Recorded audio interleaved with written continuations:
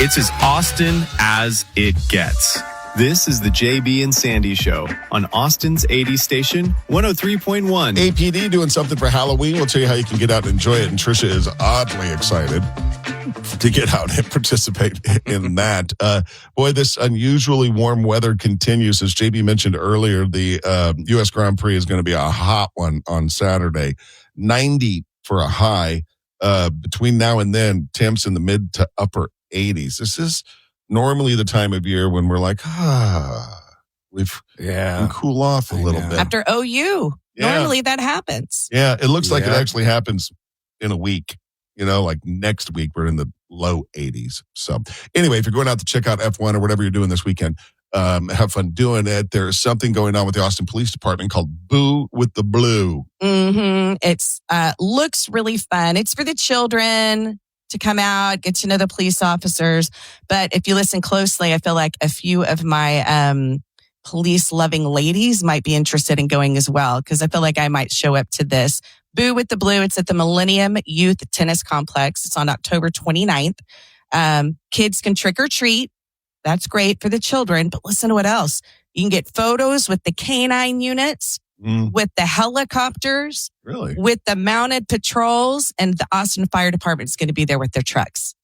That's a lady party for me if I ever heard one.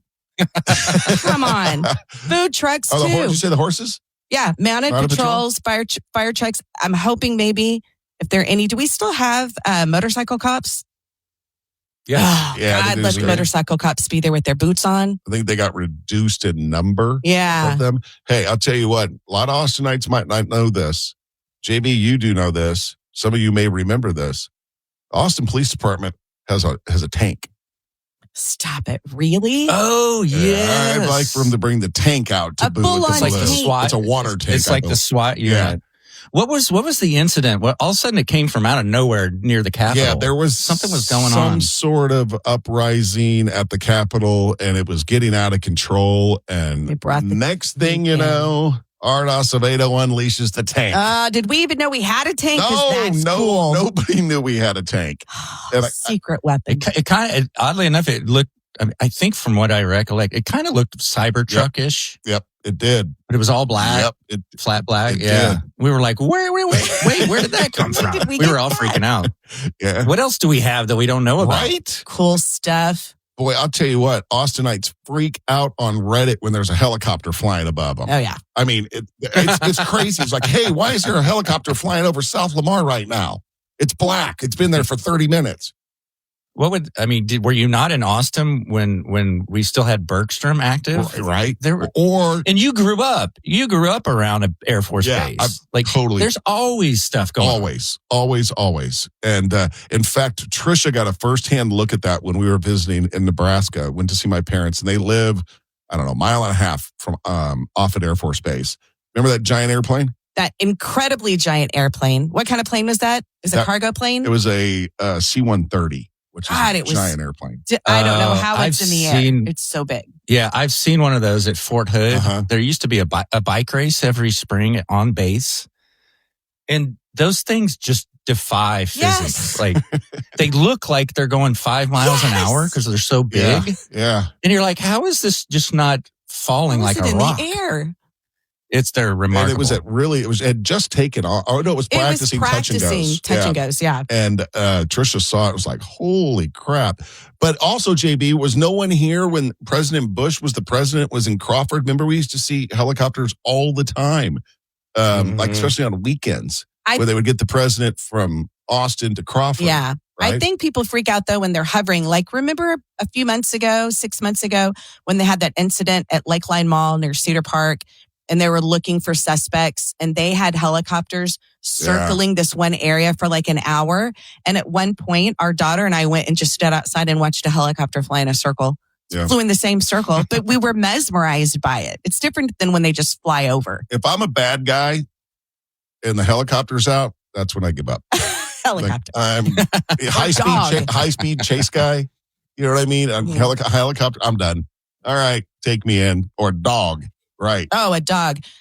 Speaking of the high-speed chase, I don't know if this is a technique, a thing that they've had for a while, or if it's new. I just keep seeing it on social media videos. If a police officer is chasing a car in a high-speed chase, they have something called the Grappler. Oh, yeah, grabs the axle. Yeah. Grabs the axle and just jerks it out from underneath the car. Yeah. I clap every time. I don't think that's going to be very popular. I think people are going to have a lot to say about that. Is it new? Yeah, I think it's new. I think it may be an AI thing. I don't think it was. Really? I don't know if it's real or not. JB, have you seen or heard of it? I think there's some real things. I think those existed before AI went crazy. Now I question everything. Yeah, right? that's Me true. too, right? Everything. It's very like Batman. constantly going, is that real or not? It is very bad. Very No, James I think Bond. that's a legit thing. It is. Why would people be mad? It gets. I've seen one that kind of wraps a net around the wheel. Yeah, I've seen that one too. Yeah. It's very, very Spider-Man-ish, Batman-ish. I think people push back on anything that could cause someone to get hurt. You know what I mean? Well, but if the high-speed chase continues, there's Yeah. more of a chance of someone getting hurt. I like it when they just stop them in their trap. 1031austin.com. Hey, it's Sandy for Kangaroo, and it's October in Central Texas. That means some cooler weather. It means costumes. And for most people, October means tricks or treats. But for my friends, Scott and Stacy Feller and their team at Kangaroo, October is like every other month. It's all treats, no tricks. You see, Scott and Stacy, great people who've been serving our part of the world for more than 25 years. They're Central Texas trusted. They're a great choice for a local roofing company, and all for a great reason. Whether it's installs, repairs, whatever, they do great work, and they always stand behind it. Kanga's roof process, very professional. You'll always know where you stand and what's happening with your project. So no matter what the Texas weather throws our way, year in, year out, Kangaroo is here serving your friends and our neighbors. The next time you need a roof, call my friends Scott and Stacy. Halloween is coming, and with Kangaroo, you can always count on all treats, no tricks. Give them a call. They'll hop to it. Find them online at callkangaroo.com. Hey, Tricia, a little bit ago, I may have cut you off a little bit too early. We were talking about Boo with the Blue, and I have in my notes here, I don't know if this has something to do with Boo with the Blue, but I just have pig races. Oh, there's another activity going on at Sweet Pea Farms, which is up near Georgetown. And they have pig races and pumpkin pandemonium. Oh. That's just good, clean fun. Pumpkin pandemonium. Yeah, I don't know what's going to happen, but pumpkins will be involved. All right. So Zilker Park is a wreck right now. And there's, JB, tell me about that video that you saw on Instagram. Yeah, it's somebody who does, I can't remember the account. He does a lot of aerial drone stuff of Austin, and showed what the park looked like before ACL Fest from a sky view with downtown in the background. You know that shot, that iconic shot that everyone does, and what it looked like after 2 weekends of ACL. Yeah, I mean, it goes from. I mean, it was a pretty dry end of summer, so it wasn't perfectly green like it can be, but it was green. And then you look at it after, and it just looked like a bomb was dropped. It looked like a pasture. It looks like yeah, it was just dirt, just all dirt. Yeah. Like every lick of grass is gone. And then I wonder what the other side of the park looks like, because they basically turned that into a parking lot. Yeah, that's torn up too. Which is sad, kind of sad. But and it's funny. I'm kind of torn. I know it brings a lot of money into the city, but half those people are out of towners. Mm-hmm. And that's our park. Right. That's our big, lovely, iconic park. And it's just, we don't get to use it for a month. In the best and month. Then it gets destroyed. In the best, we don't get to use it for a month ahead of time and a month afterwards. And it's the best time of year to use the park, because normally it's cooled off by now, and you don't go and just roast at Zilker Park. Yeah. But I mean, in defense of the promoters, Live Nation and stuff, they do put a lot of money back in. They do pay, but it's, I mean, think about it. Is the juice worth the squeeze? If someone offered to rent your house for a weekend, we're going to destroy it. but we'll pay to fix it. Yeah. And we're going to do it every year. Would you do it? We're going to do it every year. Yes. Would you do it? No. I wouldn't do it. I'm just torn. I love the festival. It's not my bag anymore. Right. Right. I'm with you. My daughter loves it. She went both weekends, all 3 days.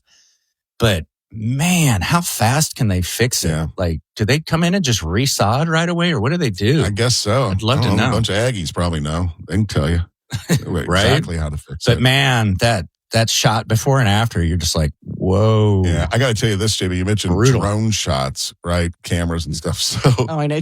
you know where I'm going with this. So we went to our daughter's high school homecoming parade, which is a big deal.